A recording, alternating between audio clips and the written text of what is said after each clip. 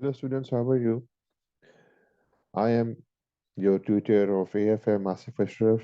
I'm an ACCA qualified and I've been teaching in this field for the last 15 years. And so I hope that our journey will be very useful for you guys in terms of knowledge preparation and examination techniques, etc. Okay, so let's come to the point immediately. In this introductory lecture, I'll be discussing some of the key points of the AFM. Like, first of all, I'll be discussing about the paper pattern. What is the paper pattern of AFM? One by one, I'll pick the points. Then you will come to know that in this paper, what will be your struggle, what will be your difficulties. Okay. So, AFM paper pattern, first of all, let's discuss about it. You have section A. In section A, you have question number 1. This will be the case study. Okay. This will be the case study, and this case study will be of 50 marks. Out of this 50 marks, around 18 to 20 marks will be available for numerical portion, and around 20 marks will be available for discursive portion. Okay. Rest 10 marks is basically relatively new one, and they are added recently and they are attributable to professional marks. I'll tell you what are professional marks and how you can get these marks. Okay, so this will be your first question. Then in section B, you will have two questions, question number 2 and 3. Each question will mark 25 marks each, both of the question. Okay, both questions will be 25 marks. Around 10 to 12 marks will be available for numerical portion.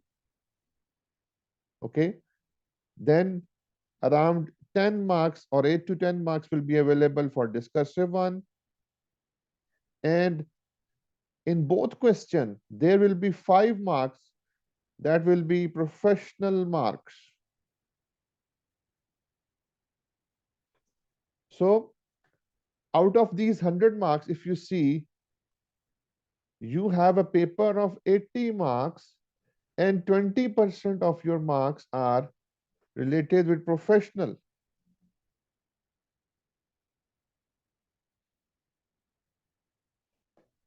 marks.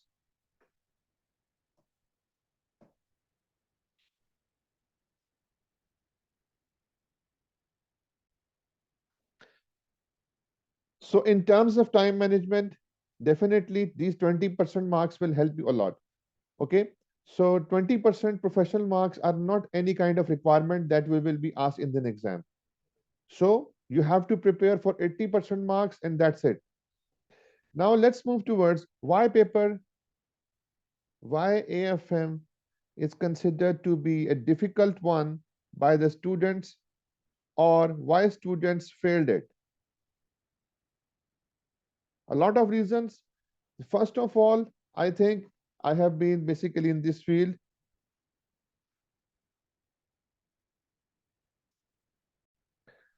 Number one reason for this, number one reason would be the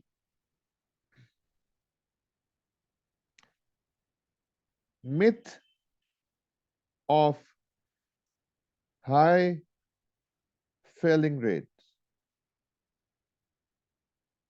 You have 4 optional paper in your exams, in your ACCA syllabus. You have 4 papers. Out of those 4 papers, APM and Triple A, they both have the lowest passing rate, around 28% to 33%. Okay, and ATX and AFM, they both have almost the same passing rate, around 34% to 40%. So In terms of passing percentage, it is equivalent to 80x paper. So don't be confused with the myth that this paper has the largest or highest failing rate in the in your ACCA. Okay, so you can pass the paper.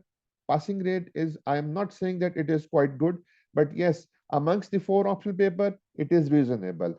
Next myth is that highly numerically portion involved in it. 40% of your paper will be numerical.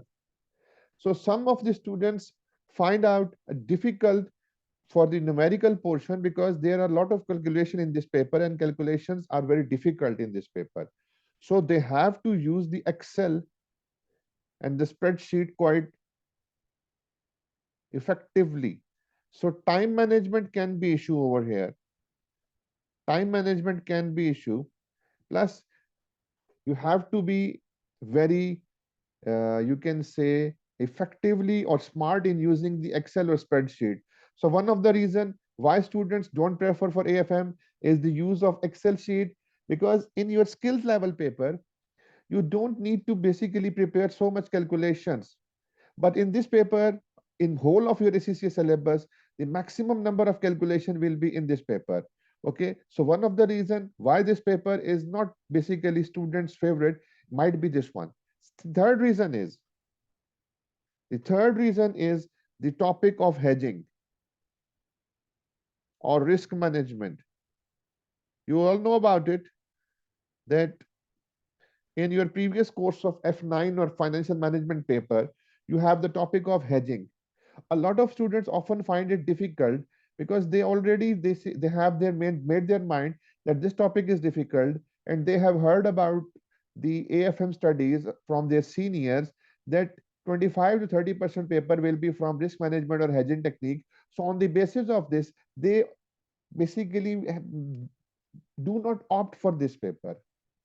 But mind you, if you follow these steps, in my opinion, hedging or risk management is one of the most easiest and fruitful topic of this AFM paper. Why I'm saying this? Because if you have a 25 marks question from this paper, at least 15 marks will be available straight away for your calculation. And if you are good at strategy, hedging strategy, preparing this hedging strategy, and if you don't know the theoretical knowledge of it, you can get the maximum marks. And keep in one thing in your mind, in this paper, hedging question can easily make you pass this paper. So if you follow these steps, if you follow typical steps, certain steps, if you follow the techniques, hedging topic can be made much easier for you guys. And it is my guarantee because I have basically have this the you can say in this topic I have prepared some notes for you guys, the shortest possible notes in which you can just follow those notes, you can just follow those steps, and you will be able to get maximum marks from the hedging question. Okay, so one of the reason is this. Now the next part is why students fail. They do not have the power of expression,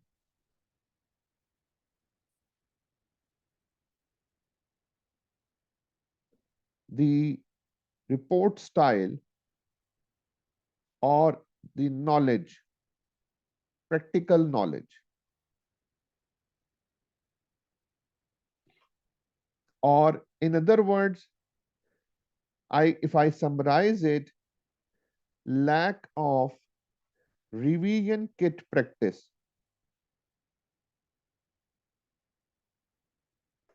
This is the key area in my point of view.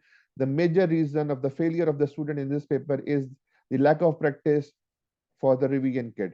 Because I'll tell you that, let's say for example, for SBL paper, for SBR paper, or if you are basically preparing AAA, you can solve as much as question if you are basically into it. But here questions are so much lengthy, they have the numerical portion, then they have the theoretical portion as well. So students often basically do not practice a lot. But mind you one thing, it is my perception and my belief that if you solve 70% of your revision kit, if you solve the 70% of revision kit, you can easily overcome these problems, because by solving those 70% of the kit, you will build the power of expression. You will come to know how your report should be presented. You will come to know that how my application of the knowledge will be there. You know how you will basically, how you should prepare, how you should draft the numerical portion as well. So practice makes the man perfect. This is what in this paper I will suggest you guys, do not focus on just that in the last 15 days or 20 days you sit around and you will be reading your book and solving some easy test you're understanding, and then solve 5 or 6 questions from one area, and on the whole you just made 30% of your kit, and you will be sitting in an exam and expecting that you will be passing this paper. I might say that some of you will pass even then, but for majority I will say big no. So the key is follow my steps, follow my guidelines, and at least solve 670% of your kit. Okay. So this is what the second topic which I need to express in this lecture is why students fail. Now let's come to the syllabus area. There are 4 sections in your syllabus area. Number one, investment appraisal. I can say the most important and the lengthy area of your syllabus is investment appraisal. Around 60% of your course is from investment appraisal. I will follow Kaplan textbook, and in Kaplan textbook, first 9 chapters are from investment appraisal. Then we have risk management,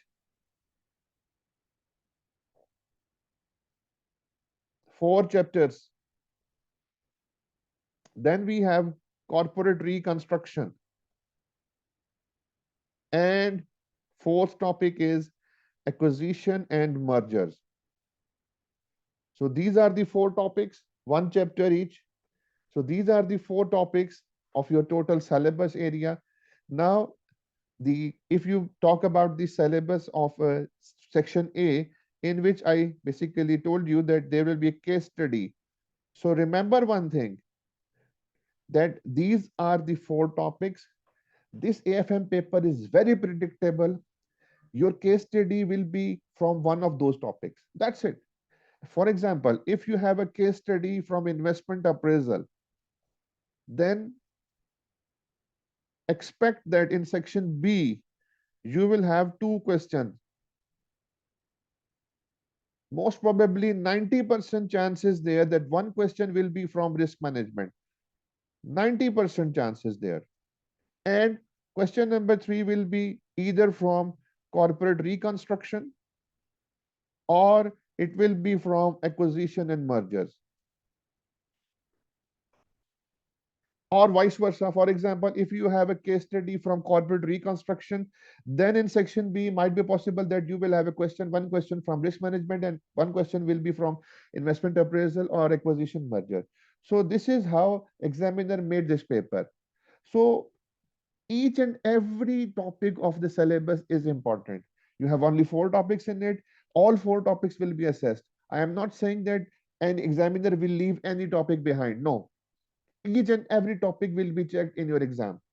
Okay, so this is what I am saying, that follow the syllabus. Now let us move towards that how we will proceed.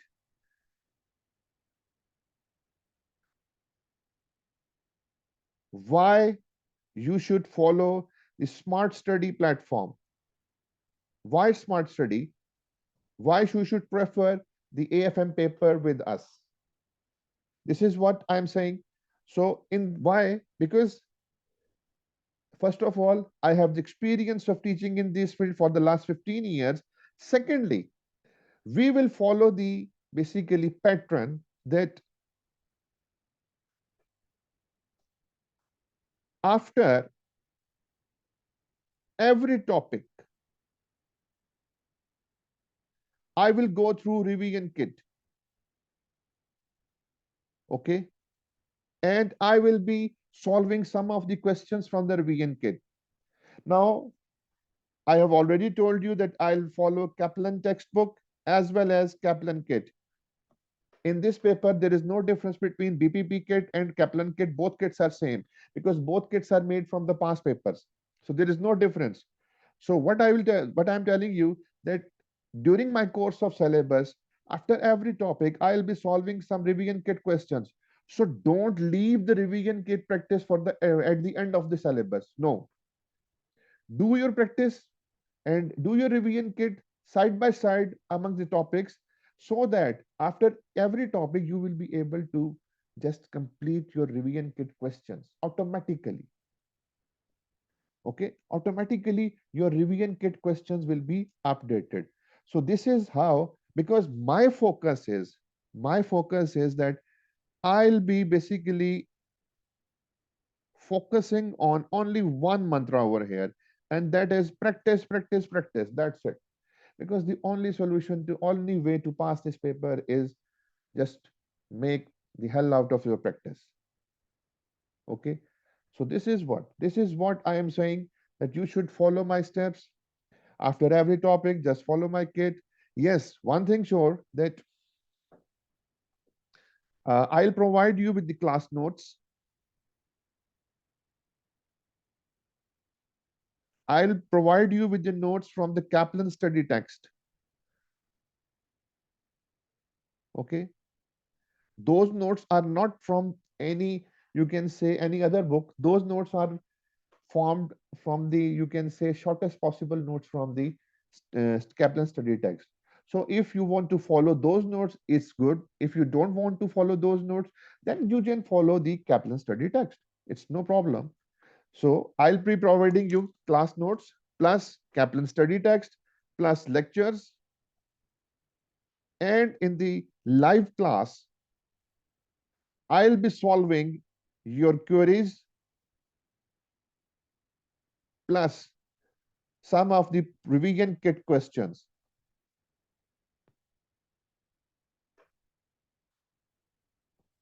And I'll be providing you 24 hours WhatsApp support.